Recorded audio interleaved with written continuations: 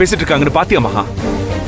கல்யாணம் பண்ணி புருஷன் பொண்டாட்டியா வாழ்ந்துட்டு இருக்கிற நாம சேர்ந்து இருக்கணுமா பிரியணுமான்னு முடிவு பண்ண இவங்க யாரு? தப்புதாங்க, அத்தை பேசினது தப்புதான். எனக்கும் ரொம்ப அதிர்ச்சியா தான் இருக்கு. ஆனா இது நம்ம கோவப்பட வேண்டிய நேரம் இல்ல. இல்ல மகா, இப்ப கூட கோவப்படாம அமைதியா இருந்தா இதுக்கப்புறம் எதுக்குமே கோவப்பட்டும் அர்த்தமே இல்லாம போயிடும். இதுக்கு மேல வீட்டுக்கு வந்த மருமக ஒரு குடும்பத்துக்கு என்னதான் செய்ய முடியும்? மகனும் மருமகளும் சந்தோஷமா ஒத்துமையா இருக்கிறத பார்த்துட்டு சந்தோஷமா இருக்கிற மனசு எங்க அம்மாவுக்கு எப்பதான் வரும்? ஏங்க இப்படி எல்லாம் பேசிட்டு இருக்கீங்க? தயவு செஞ்சு அம்மாவுக்கு சப்போர்ட் பண்ணி மட்டும் பேசாத. நான் செம்ம கடுப்புல இருக்கேன். நமக்கு குழந்தை பிறக்கலன்னா பிறக்காம போகுது. அத பத்தி கவலைப்பட வேண்டியது நாம தானே. அத்தை ஜோசியர் சொன்னதை நினைச்சு பயந்து போய் தான் இப்படி எல்லாம் பேசுறாங்க. மகா, நீ முட்டாளா இல்ல முட்டாள் மாதிரி நடிக்கிறியா?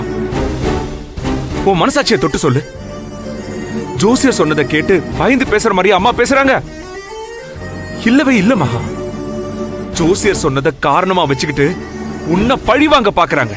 இல்லன்னு சொல்லு மகா. உன் மனசாட்சியை தொட்டு சொல்லு. தலை குனியாம சொல்லு மகா. அத்தை ஈகோவால தான் பேசுறாங்க. அவங்க பேசுறது தப்புதான். சரியா சொன்னமா. அவ்வளவு ஈகோ அவளுக்கு. நீ நேர்மையா இருக்கிற. உன் மேல இருந்த சின்ன சின்ன கோவம்லாம் ஒண்ணு சேர்ந்து இப்ப இப்படி வந்து நிக்குது.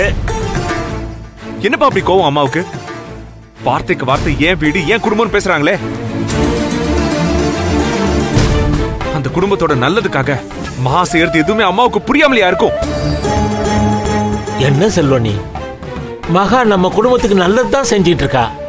நல்லதுதான் செய்வான்னு கௌரிக்கும் நல்லா தெரியும். ஆனா தான் சொல்றது தப்பா போய் மகா சொல்றது சரியா இருக்குங்கிற ஈகோ. கௌரி குடும்பம் இருந்த அதிகாரம் மாதிரி மகா குடும்பம்னு மகா கைக்கு அதிகாரம் போயிடுமோங்கிற பயம். எனக்கு அந்த மாதிரி எண்ணம்லாம் எதுவும் இல்ல மாமா. இத நீ சொல்லணும் மாமா. சொல்லணும்ப்பா. அம்மா ஏத்துக்கிற வரைக்கும் சொல்லிதான் ஆகணும். இல்லனா குடும்பம் தம்பி தங்கச்சின்னு பார்த்து பார்த்து வாழ்ந்ததுக்கு அர்த்தமே இல்லாம போயிடும். எதுவுமே சரிப்பட்டு வராது. குழந்தை பிரச்சனை தீரவே தீராது. தீர்வு தீர்வுன்னு கேக்குறாங்கல்ல. எல்லா பிரச்சனைக்கும் நான் ஒரு தீர்வு வச்சிருக்கேன். என்னங்க தீர்வு? நீயும் நானும் தனி கொடுத்துன போறது.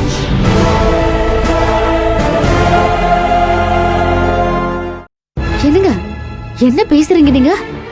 தனியா போறதுதான் தீர்வுனா இவ்ளோ நாள் எல்லாத்தையும் பொறுத்துக்கிட்டு எதுக்காக காத்துட்டு இருக்கணும்? நம்ம என்னைக்கு போயிருக்கலாமே.